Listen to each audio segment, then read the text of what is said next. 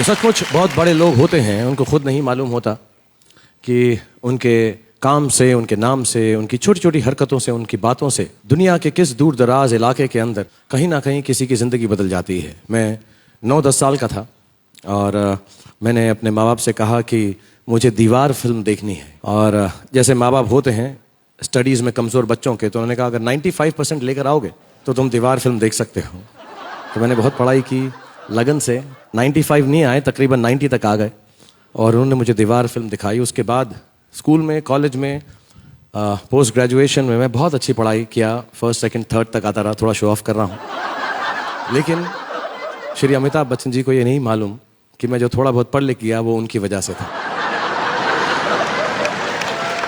फिर बड़ा हुआ तो माँ का पल्लू पकड़ के उनको एक बार बोला कि मम्मी मम्मी मुझे हीरो बनना है।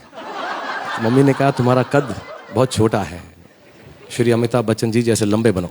तो बहुत लटका, बहुत झटका, जल नेत्री भी की, लेकिन इतना लंबा नहीं हो सका।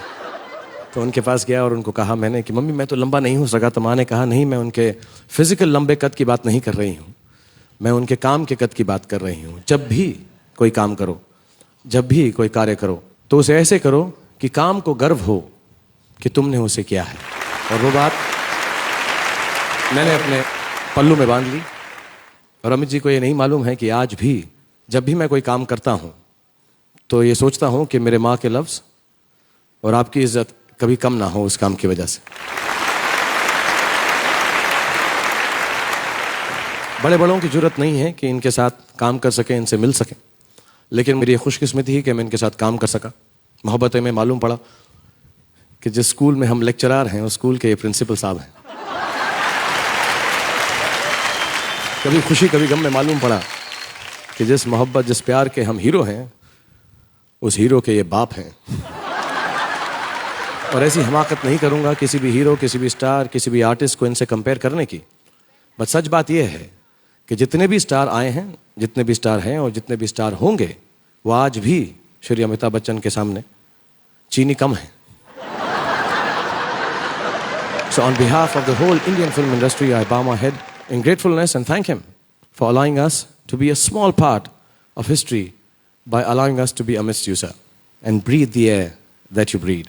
Ladies and gentlemen, put your hands together for Padma Bhushan, Shri Amitabh Bachchan ji.